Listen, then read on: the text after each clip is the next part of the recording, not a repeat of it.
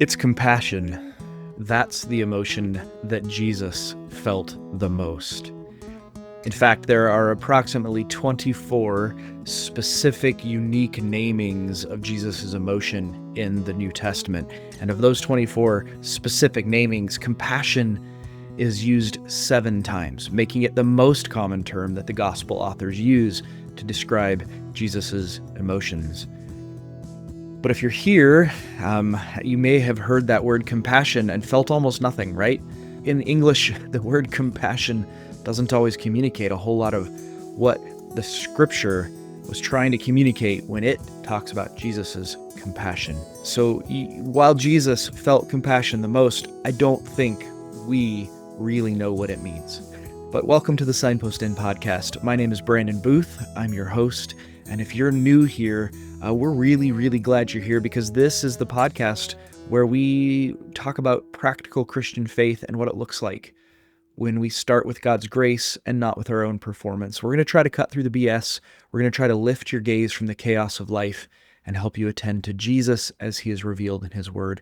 And this is a bit of a special episode. I've got with me just my co-host, Matt Boland. Matt, it's good to see you. Welcome. I'm glad you're here today. Good to see you too, Brandon. And for those who might be watching, they're going to see that your background is very different. Where are you today? It's a good point. Yes, my background is very different. And I'm actually in Florida right now, traveling. I'm speaking at a location, a mental health clinic in Florida. I've done this a couple of times, actually. I bring all my stuff down and I spend the weekend healing and deepening people's relationship with Jesus at a mental health clinic. It's actually a really cool work. There's people that are here from all over the country with everything from kind of severe depression all the way through to schizophrenia, pretty serious issues. Yeah. And it's amazing. In fact, I just got done talking to them this morning about this very issue. Like this, what we're talking about today is actually what I presented this morning. It worked out perfectly. And then I'm going to spend the rest of the weekend here talking to them about Jesus. And I told them explicitly my entire goal is to heal and deepen their relationship with Jesus. And so, yeah. Anyway, I'm in the little cabin. It's this beautiful little tiny home is where they put me up for the weekend. So, yeah, it's kind of beautiful. And it's storming like mad out my window right now. And we've already lost power once. So hopefully we won't lose it again. Yeah, it's great to see you. And I'm kind of jealous because that little tiny home looks pretty cool. It's beautiful. It's all wood paneled. It's gorgeous. Yeah. So, cool. I love it. Yeah. Well, anyway, yeah, and listeners, if you specifically listeners, this is another one of those episodes. If you've been around for a couple episodes, lately we've done some pretty cool things with art. I think it was our last episode was the one that we did with Tom Gibbs and Art Lectio. If you are a fan of Tom and you are here because of that, welcome. We're going to do some more of that today. We actually have some art to look at today. So if you are listening, maybe this is the time to pop over to YouTube and watch us. Just look for Signpost Inn on YouTube. Or we'll also link to the art in the show notes so you can look at it when you get there. Because what we're doing today is trying to understand this idea of compassion. So hop over to the visual side once we get there. You'll be glad you did. So Matt, what I wanted to do today is I really think that people don't understand Jesus' compassion. In the intro, I said that it's the word that's most commonly used for Jesus's emotions. And so we have many places where Jesus's emotions are named, but let me kind of throw it back at you. When you think of Jesus having emotion, maybe in the Gospels, are there particular places that pop up for you? Like, where does your mind go immediately when you think of Jesus having emotion? What emotions do you think of? Yeah. Honestly, compassion isn't on the top of the list, ironically. And that's kind of surprising since you just told us that it's the number one emotion that the scriptures tell us he has. The two that come to mind immediately is the sadness as he's walking towards the grave of Lazarus, and is it anger? Is it righteous anger at the cleansing of the temple? I don't know if it actually says he has emotion there, but I imagine that he has emotion. Yeah. So now I'm going to have to go back and read that episode in the scripture and be like, does it actually say how he was feeling? Yeah. Yeah, there's not that many places, I think I said 24, where it's like like an emotion word is named, like sadness, fear, etc. But yes, there's a lot that's implied or described. And it's interesting that you said that because that's where my mind went to. Like, I think immediately the anger one popped out to me. The fear, probably because of my own particular connection with it, like Garden of Gethsemane when he's sweating blood and terrified. That one pops out to me. And what was interesting, I asked this question this morning in the room here with 30 people, and both of those are the ones that came out. Immediately, he was angry at the temple when he was overturning the money changers' tables, and he was sad and fearful in the Garden of Gethsemane when he was about to die. And I think those capture our attention. The other thing that I think pops out, and this popped out this morning too, and you said it too, is like, I'm not sure that we really think about Jesus's emotions. Right. Um, It's like he's above them or something. Like obviously he is God, he's a perfect being, and therefore and the only time we really think about our emotions is when they get the better of us, right? So clearly that would never happen to Jesus, right? And so clearly losing our temper or being moping around or feeling especially sad or depressed, that's because of our sin, right? But yeah. you're challenging this idea. Yeah. Yes, very much so. Jesus felt a lot of emotion because he was human. What did he feel most deeply is the question. And a little bit tongue in cheek, like most deeply, probably all of them like we do. However, it is very important and interesting that the gospel writers bring out compassion as the emotion that they most frequently are talking about that he felt. I found it really interesting. There's nowhere in the Gospels where Jesus is explicitly said that he's like laughing, right? Um, there's places where we can infer that he felt joy. The wedding at Cana, he felt joy there. There's got to be places where we're like, yeah, he must have been enjoying himself, probably laughing, happy, smiling. But that's not like the predominant emotional tenor of the Gospels, well, is actually compassion, not even sadness. And those, but they're related. And I think that's intriguing. When you ask, what are the gospel writers wanting you to feel about Jesus, or what emotion are they trying to draw your attention to in Jesus? The numbers say it's compassion, but it's also true if you start thinking about it, even where it's not named, where it's like Jesus isn't said he felt compassion. What's driving him? What's the push underneath it? For example, the story of Lazarus. He weeps. We know that. He's sad. I don't think the word compassion is used in that story, but we know that that's the driving passion there. That's the driving move. So that makes us wonder, what is this word compassion really mean? The one I want to draw your attention to, everybody, listeners, watchers, Matt, is Yeah. one that it's kind of funny because it's almost one of those verses that we just throw away and we don't even notice. And it's right at the end of Matthew 9. So in Matthew chapter 9, this is verses 35 and 36. Maybe to put it into context, this is like a pivot point in Matthew 9. This is the author's using a transition. He's transitioning between a whole bunch of healings and Jesus's beginning of his ministry and calling his disciples to now him sending the 12 out on their first missionary journey. Here's what it says. It says, "And Jesus went throughout all the cities and villages, teaching in their synagogues and proclaiming the gospel of the kingdom and healing every disease and affliction. When he saw the crowds, he had compassion for them because they were harassed and helpless, like sheep without a shepherd." I think we often just sort of pass over that. He felt compassion for the crowds, which is important in Matthew. The crowds pop up in Matthew over and over and over again. He felt compassion because they were harassed and helpless. I don't think the English word compassion here really captures it. Right. Right. You said this in the beginning, and we were talking a little bit offline about you saying you don't think we really know what is meant by compassion. When you think of compassion, what do you think it is? How would you Um, describe it? well, I mean, a kind of love for a person, a kind of sympathy or empathy or Yeah, but mostly like love. Like I feel compassionate, and in this context of feeling compassionate towards somebody who's harassed and helpless. So is that right? You're telling me I'm wrong. I feel like you're accusing me, Brandon. Come on, what are you doing? Such compassion for you right now, Matt. And I actually mean that.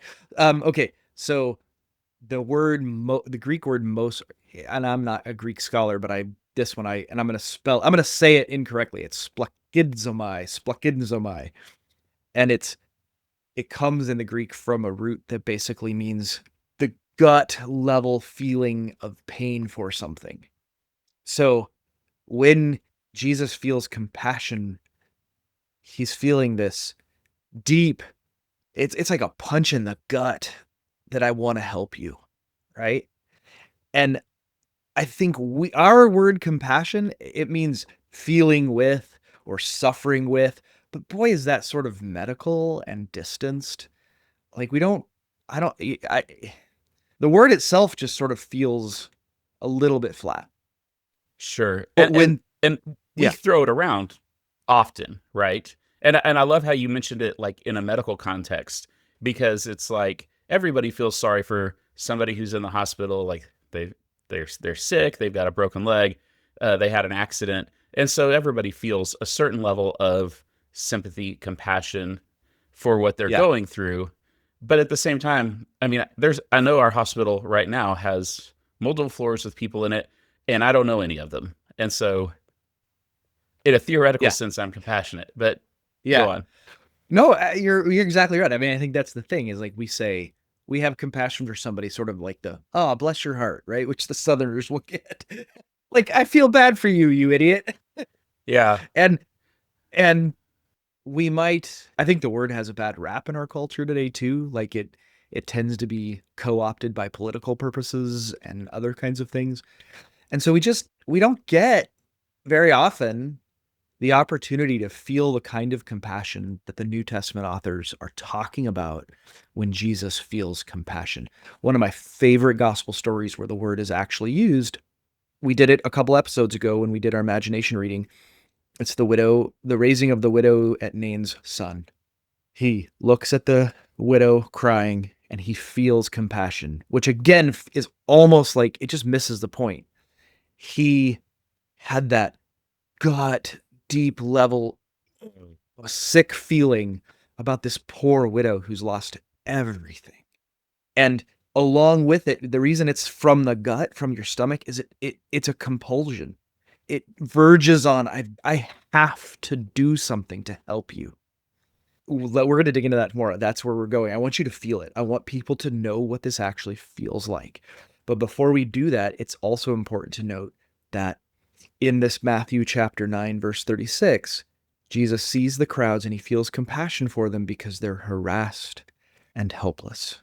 This is another really cool, like, Greek connection. I'm not even going to try to pronounce the Greek words. If you are a Greek scholar listening to this, call in, leave me a voicemail, tell me how to pronounce these words, because the word translated as harassed comes from a classical Greek word that's the root of the word meant to flay or skin an animal. Now, by the time it was being used by the New Testament authors, it had been softened to kind of being troubled, worn down. And it's used a lot of times, like the is it Jarius who says, "Don't trouble the master." Somebody says that to the one. It's that same word there too. But the so it's sort of idea is, like the expression is morphed. Like I can say, "Oh, you're killing me, man." yeah, right, Maybe it's right. not as intense as what the word actually means, but that's kind of the root of it. But it carries that, like when you say, "Ah, you're killing me, man," that word "kill" still carries with it Hmm. The it's imagery. your yeah. So the image is, right? They're harassed and helpless, like sheep without a shepherd, is what the gospel says. Sheep without a shepherd are harassed by the coyotes and the wolves. They're not killed, they're being hunted. You know what coyotes sound like, being from Midland, Texas. My home in Colorado, right now, this is happening right now. There's a pack of coyotes that live on the south side of us and a pack of coyotes that live on the north side of us, or east and west, actually. Sorry, east side of us and west side of us. And there are nights when the ones on the east start howling, and then it becomes an echo because the ones on the west respond, and then they talk back and forth, and it's loud and scary. And actually, just a couple of weeks ago, we heard there's the ones over here on the west side of us are in a like a nature preserve kind of area where you can like walk, and everybody walks their dogs through it. My neighbor actually was like, "Don't let your little dog, our little white dog, off the leash because there's a pack of coyotes that are living in the middle of that, and they've been hunting." We literally heard them and found out that they got a dog the next day. One of our neighbor's dogs got eaten by a pack of coyotes. And it was the loudest, craziest, scariest thing you've ever heard. And that I dog have was I that have heard a pack fight before. I've heard two packs. I never saw them because they were in shrubs at a pretty good distance, but I heard them come together, and it was a gang fight. It was a yeah, dog gang fight. yeah. Scary. And that's the idea here of being harassed. The coyotes are chasing you down. The word helpless. He saw the crowds. They were harassed and helpless, like sheep without a shepherd. The word helpless comes from a Greek word that basically, the root of it is to be cast away, thrown out, forgotten about, thrown down, like pushed to the ground and shoved away. The show, from what I understand, it shows up another place where this word is used, this helpless thrown word. It's kind of around, it's when Judas throws the coins away, just rejected. The demon throws the man to the ground.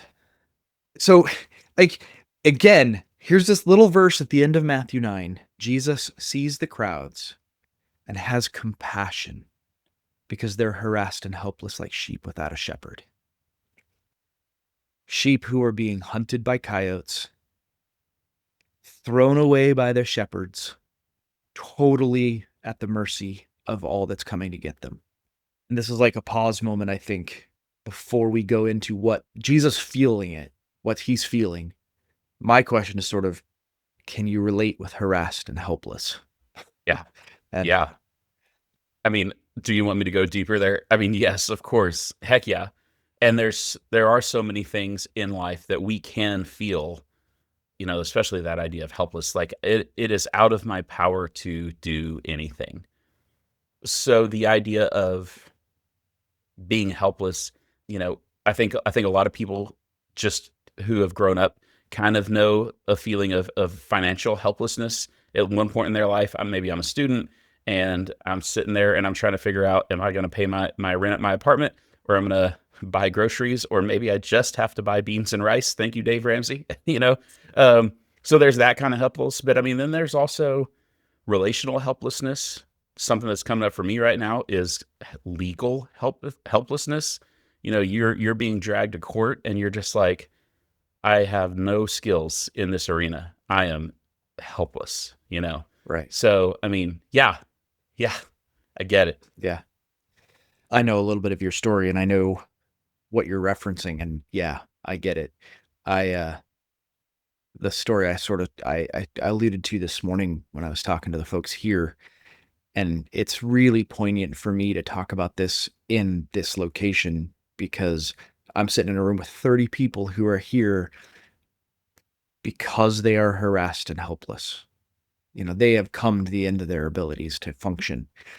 And the story I told this morning, it was a little over maybe 8 years ago that I was curled up fetal position in a closet all day, having a panic attack that I couldn't get out of. And my life felt like it was over, right? Like my family was hurting, I was hurting, and the panic was so overwhelming because there was nothing I could do. It was literally crippling to the point that I was literally fetal position in a closet. I couldn't function in the world. And I told that this morning and I said, "Can you relate?" And it's essentially every hand in the room goes up. Some of them had that yesterday. We are, as humans, harassed and helpless, flayed open. And the other thing I said was, I wonder if, and I bring this up here too, because it's like, I wonder if the reason we don't have a lot of biblical discussion of when Jesus was laughing and when Jesus was happy is partly because the last thing you want to hear when you're curled up fetal position in a closet, unable to function, is somebody to come in and be like, "Hey, it's going to be fine. There's great. You should just focus on the positive. Look, like at that point, you just want to punch the person in the throat. You're like, you don't get it. When you're in that pit of despair, happiness feels like it doesn't even feel real. I know people who have said, and I'm sure you've heard it too, when they're at the dark places, when they're at their wits' end, I don't know if I believe joy exists. Maybe this sadness is the reality and everything else is a lie. And Jesus in the Gospels is presented as someone who has felt that. They highlight that he knows that because that's what we need to hear. Wow. Well, and that's my mind from you saying that goes instantly to the book of Hebrews, where he was tempted in every way, yet without sin. Yes. And Right. I've heard that exposited, that tempted in every way means he has experienced Yes. whatever you happen to be experiencing or Yeah. dealing with right now. Which doesn't that help you kind of come back to like our minds went to Jesus feeling anger. Why was he angry in the temple? Because God's people, the crowds, were being abused by the churches, the pastors, the Pharisees. Have you not felt that anger? Like, have you not ever been angry that that there are people who are hurting other people who should know better? Jesus felt that too. He was there. He got it. He saw his own children being harassed by the very people who should have been helping them, abused and harassed. Well, no wonder he got so mad at the Pharisees. You you should know better. You know the law, you know the Old Testament, and you won't even lift a finger to help these people. You're harassing them and they're helpless. And then the other one, right? He's in the garden feeling the depth of fear and anxiety, about to face his own death. Lonely death. That's, for somebody who's curled up fetal position in a closet, that's a really comforting thing to know that Jesus, especially Jesus being God, has been there, has been at that place of so bad that he's sweating blood. I think this is why they focus on that part of him. I think Jesus being the man of sorrows is partly so that we know that Jesus has felt our pain and been at the worst. However dark we've been, he's been darker. Right. Yeah. I mean, well, just read Isaiah, right? Yeah. Man of sorrows, acquainted with grief. It's in Yeah. Handel's Messiah, right? Yeah. Yeah. Hard. I ran across this great definition of compassion. Compassion, this is Frederick Buchner or Buckner. Compassion is compassion is the sometimes fatal capacity for feeling what it's like to live inside somebody else's skin. Is that not the incarnation? Compassion. Jesus felt compassion. He had the capacity, he felt, to the point of death, fatally, what it was like to be a frail human in a harassing world. Wow. It's been said that the name Messiah, the name Emmanuel, God with us, the name Jesus could be named compassion, right? God himself literally takes on our skin and lives his life from inside human frailty. No wonder he can have compassion. Yeah. Yeah. Ooh. So, I think just over the past few years, the profundity, if I'm even using that word correctly, of the incarnation has become more and more profound. I just said the word twice, but you get what I'm saying, right? Yeah. The fact, and we this kind of came up a little bit when we were talking with Tom, and we were looking at the painting of Jesus in the wilderness, and just this concept. He didn't have to. He could have left the human race in its sin, but he came, tabernacled among us, as John 1 says. He put on flesh that he might do exactly what you're saying right now, feeling everything we felt. Want to, if you're up for it, maybe do a little bit of the art stuff, Sure. because I think it could be really helpful. We're going to use Tom. If you're new and you haven't listened through, go back to the episode with Tom Gibbs, and get a sense of what his method is like. But I want to share this picture. This is it's actually an etching, so it's a print, Oh, and interesting. it's Kata Kolowitz, and she was a German artist living mostly before both of the world wars, but she lived through both World War I and World War II.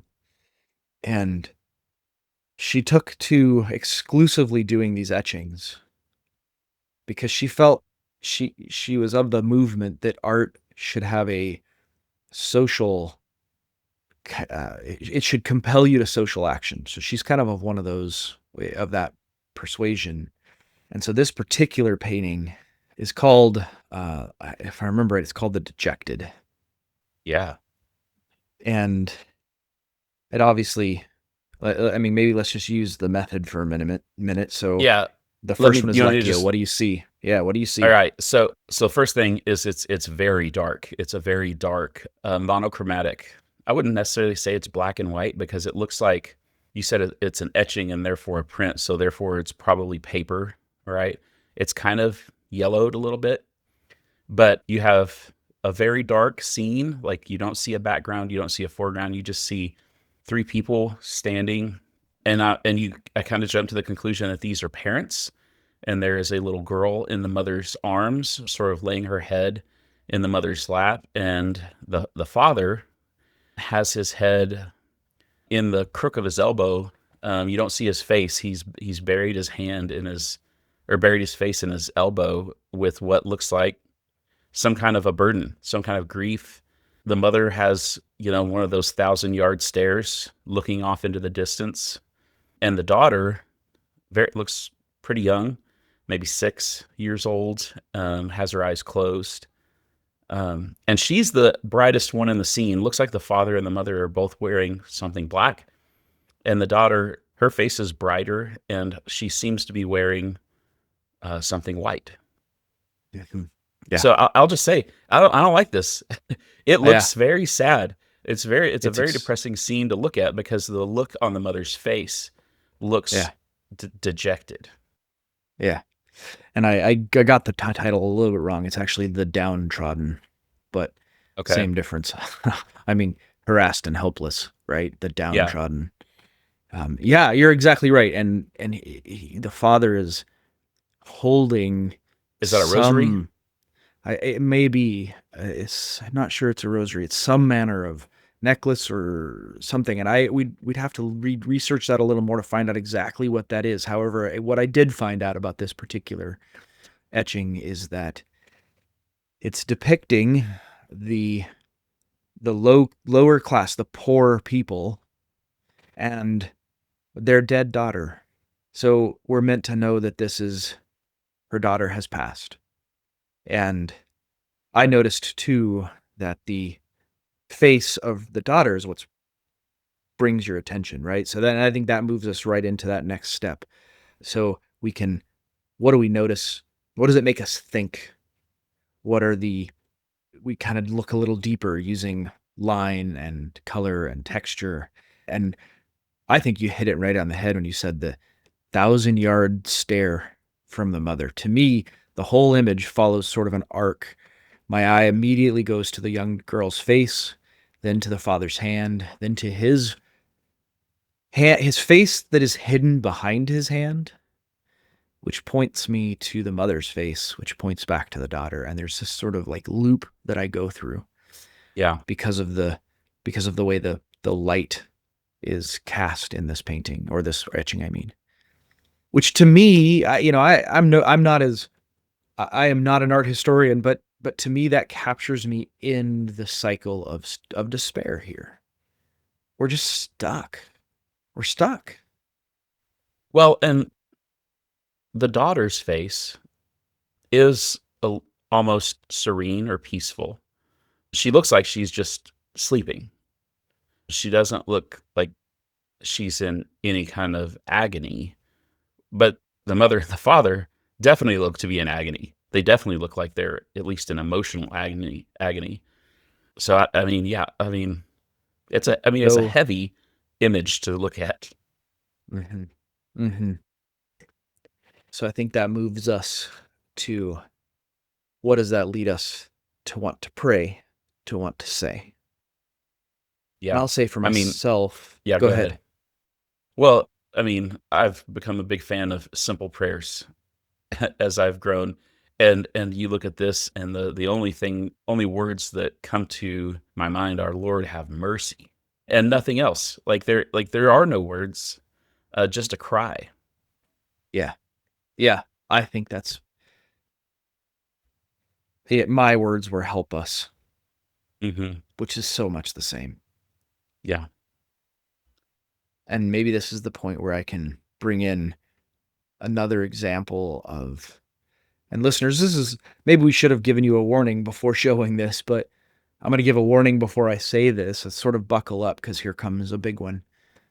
One of the best ways of describing that I've ever come up with and heard about compassion, the splachizomai that Jesus felt, right? It's not this detached, oh, I'm sorry for you. It's that gut punch that I hope in some sense this painting is giving us, which it's giving me. Sorry, this etching, but the other way to think about it is that feeling you have when you hear the crunch when a little kid's fingers get shut in the car door. That's compassion, right? You immediately jump to open the door, to grab their hand, to check their fingers, to hold them as you heard the scream, you heard the crunch, you are, before your before your mind has time to register with words, your body's already moving to help. And the feeling that that gives you right now of like, my fingers hurt. I want to help this little kid, and we're going to and do everything I can to save and rescue them and make sure they're okay. That's the feeling of compassion that the New Testament is trying to communicate. So, the way we would wrap this up then is, what do we want to take away from this painting? And for me, what I want to take away from this painting, what I want to walk away with contemplating, right? Where the fourth step, contemplatio, is, I want to walk away contemplating the crowds, so to speak, the people that are in my influence, as Jesus did. Like, I want to take this etching, Katya Kahlo's intention was for me to do that. And I want to follow that. Like, who are the downtrodden in my life? And I don't want to be insensitive to their pain. And I guess maybe I'm mixing the last two steps, right? What am I wanting to walk away with, and what action is it moving me to? But yeah, I don't know. How are you feeling about it, Matt? What do you? Well, yeah, the jumping ahead to like the action, like when you say what action is this uh, prompting me to do, and the thing that comes to mind is entering in, right? Do the compassionate thing. The compassionate thing, like if we were actually seeing these people, the compassionate thing is go wrap them up, Yes. support them, like literally pick that father up, so to speak. Let his tears fall on your shoulder, you know, and don't let go until he's done. Um, Yeah. Yeah. Precisely. I mean, we've talked about this several times on the podcast, but I think Again, it's when we're facing the really difficult stuff, we probably can't solve it. The ministry of presence is what's needed. I think what's opening my eyes right now, though, is that the ministry of being with, if I were to go be with this couple as they're mourning the loss of their daughter, it's to cry with them, to share their emotion, not just be present, not give platitudes, but to be present in the room. Maybe just sit, but to feel the same things they're feeling with them so that they're not alone. I think that's the turning point, if you will. Here's what this was intended to do, listeners, viewers. I don't think we can understand how Jesus feels about us until we've really felt the emotion ourselves. So if I've been able to get you there where you're feeling a little sick to your stomach right now, where you're feeling a little sad and wanting to help, and there's a kind of pain. Here's the shift I want to make.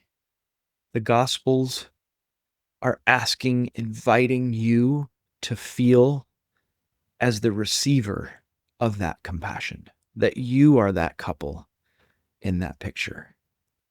And that Jesus, when he looks at you, when he sees you in your pain, what he feels is that kind of deep, deep hurt that compels him to come be with you. That's what his name is, Emmanuel, God with us. John 1, he dwells with us. And I think the invitation is to allow yourself to feel like God loves you that much. You know, it occurred to me, Matt, I was going to do something different, but I think it's important. I think this might be better. Just before this passage in Matthew 9, just before what we've read, the whole of the chapter is a series of miraculous healings. But one of them is when Jesus raises the daughter to life of Jairus, can't remember how to say it. I'm just going to read that story and invite us all to enter it imaginatively. I'm going to do our thing with it because I think it's, what if we are the parents? What if we are the daughter? And what I want to invite listeners, what I want you to invite you to do is allow yourself to enter the story and be the receiver of Jesus's compassion. So if you feel comfortable doing so, I'm going to invite you to close your eyes and just listen to these words. I'm going to read it straight out of the gospel. This is Matthew 9, 18 through 26. And as I read it, I'm going to read it a couple times. I'm going to invite you to imagine the story. First, just watch it unfold like you're watching a movie unfold on a screen. What do you see? Notice what time of day it is. Notice the action. You don't need to be historically accurate with your imagery, but you can be. But just try to bring the imagery to life like a movie on the screen.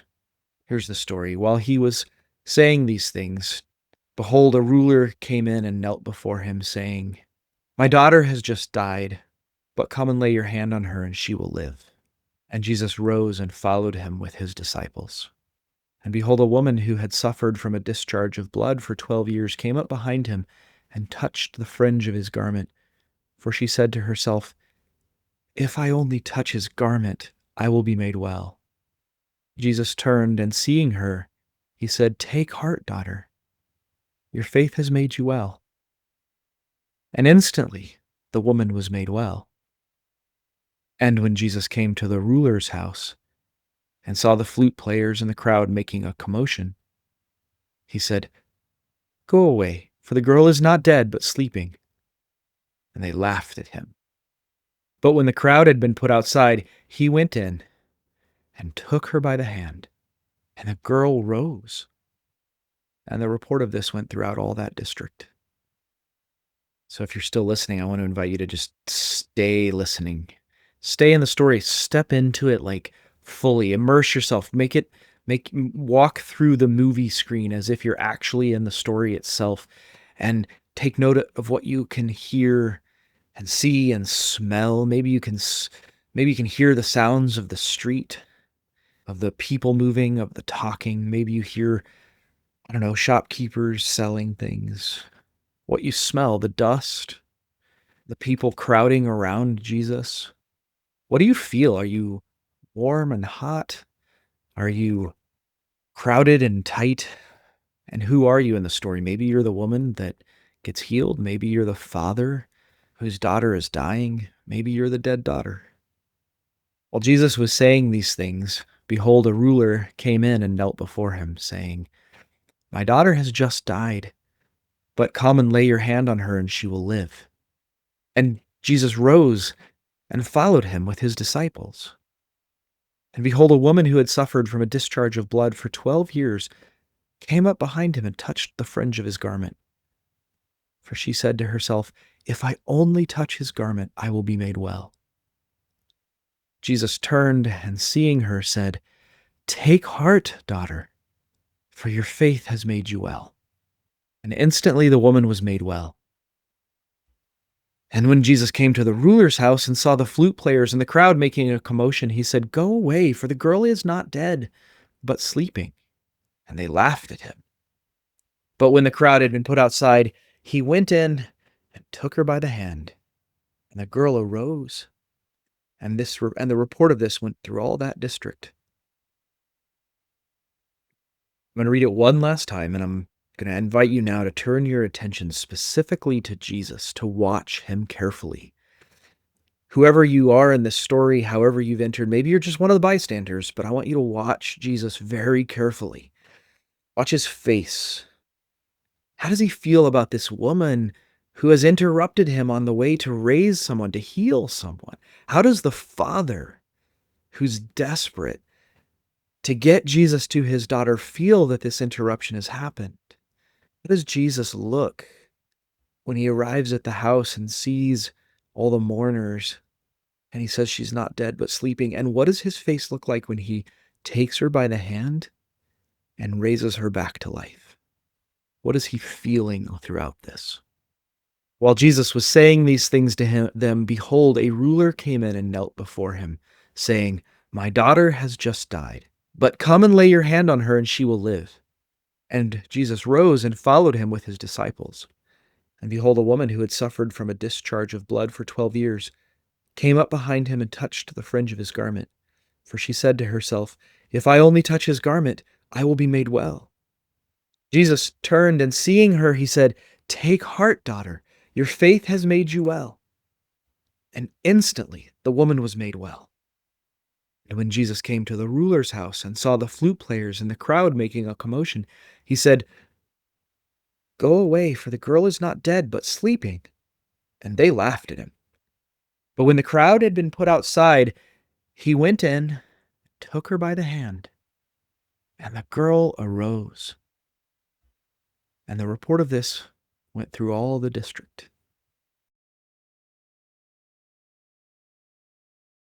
Matt, do you feel like you can comment on what you've noticed? I mean, I wish Leave was here, right? I I wish know. she would go first. I'll just say it. We've been talking all week, Brandon, and I'm not afraid to talk about it here. I've just had a rough week. I've been really missing my kids. And man, I had a meeting with a group of men I have an accountability group with, and I had to confess that I was really struggling with anger at God for letting all that happen. Not only letting it all happen, but continuing to let it happen. It is ongoing, and I just want my kids back. And yeah, I do believe he can resurrect all that. I do. And so maybe, yeah, I can relate to the father of, hurry up. Why are you taking so long? And I obviously I have a certain amount of guilt or shame over that, of being impatient with God or being angry with God. And so that the description of being harassed and helpless, I get. I do know and believe that Jesus has compassion on me just like the crowds. But there's just a big but that follows it with no words. Thank you, Matt. And I think that's where I'm at with this whole episode. And the reason I'm here is that I too recognize myself being harassed and helpless and feeling just like like a sheep without a shepherd. Like, whoa, the world is hard. Guess what catches me about this particular story is when Jesus got up and went with the dad. Like he stood up and he's like, yeah, let's go. Let's go heal your daughter. And he knows the depth that father was, the pain that father was feeling. And that's where that gut level compassion of Jesus's comes in. Like it made him stand up and go with the dad. It made him stop and heal the woman, even on the mission, right? Jesus had time even for this woman who'd been hurting for 12 years. He calls her daughter. And he's so, like, he just is always stopping and healing, and just, he can't help it. Everything he sees, every time he sees pain. I also noticed what joy he must have felt when he raised that girl from the dead. That's the thing that kind of got me, is I don't have the ability to help these people as a human. I can sit with you and cry. But Jesus has a different thing with his compassion because he knows he can actually raise people from the dead. He has the power to do it. I was on a plane yesterday for far too many hours because storms and things delayed lots of my different connections, and I was feeling really anxious. But I was thinking about this topic, and I was thinking about Jesus's compassion. And I was sitting on the plane really tempted, I guess, to distract myself. Like I wanted to watch a movie, but I was too tired. Like I couldn't even really keep my eyes open. And the thought came to me, and I really think this was the Holy Spirit. The thought came to me that you've got a 3-hour plane ride ahead of you. What if you closed your eyes and just felt loved for 3 hours? And I was like, oh my goodness, that's You all can I do that. want. That's an option. Yeah.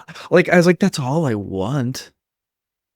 I'm not going to say I was like, I'm not going to say I felt loved for 3 hours, like in any miraculous, mystical way.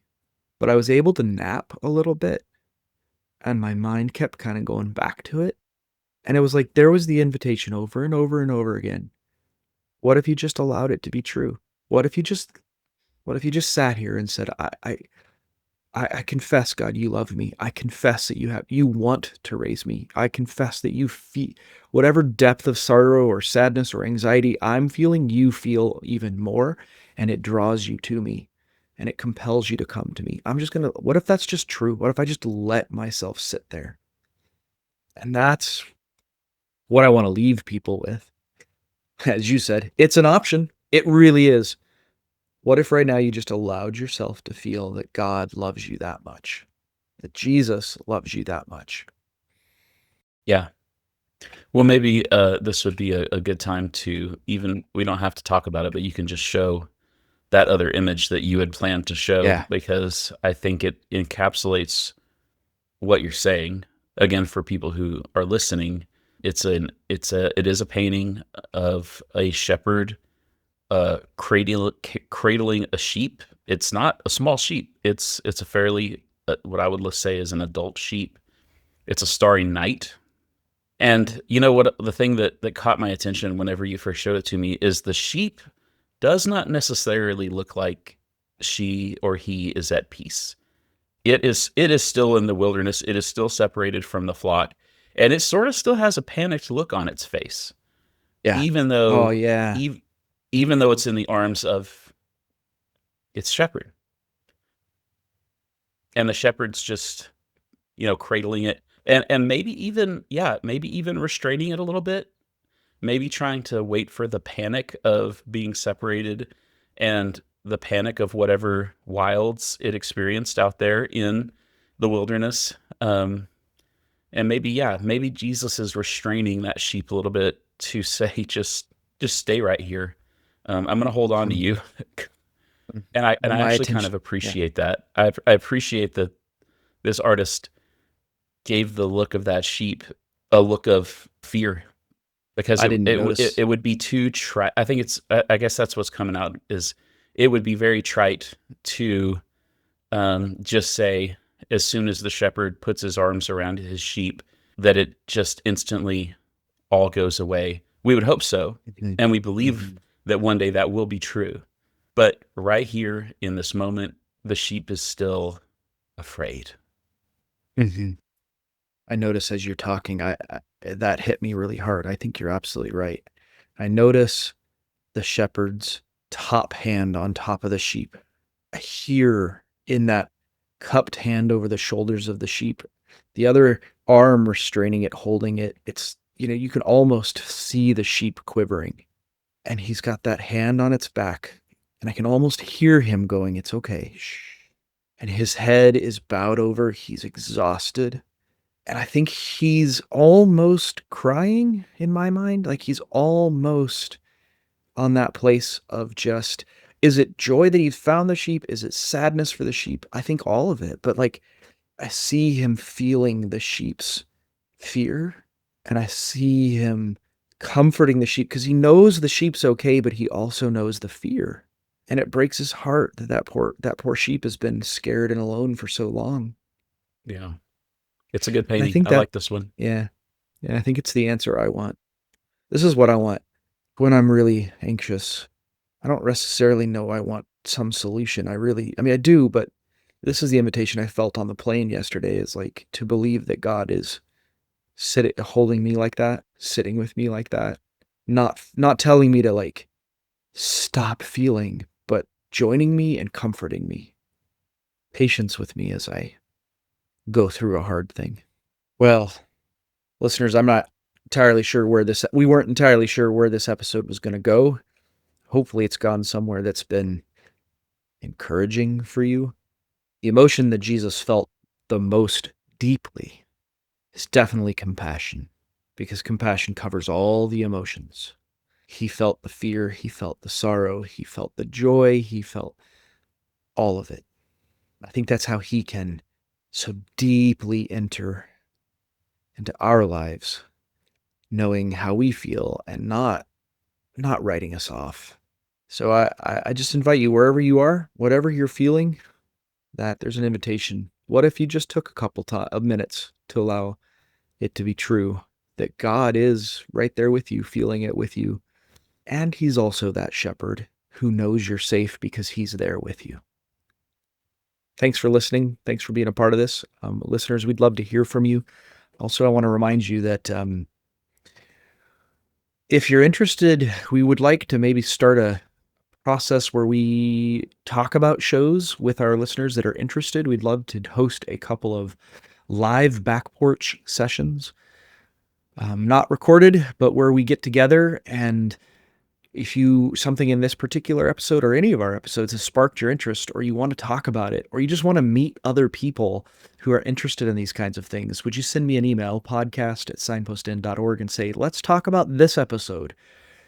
And we'll try to get some stuff on the calendar. I'd love to have at least 3 or 4 handful of people that join us over Zoom, and we can go deeper and have a conversation. So if that's something that's interesting to you, send us an email, podcast@signpostin.org. And with that, may the grace of Christ go with you wherever the road takes you. Amen. Thanks for listening. This podcast is a production of Signpost Inn Ministries, a nonprofit Christian ministry dedicated to strengthening people's relationship with Jesus and walking with them compassionately on their life's journey. We offer spiritual direction, retreats, and lots of other resources like this podcast. Please visit us at signpostin.org to learn more.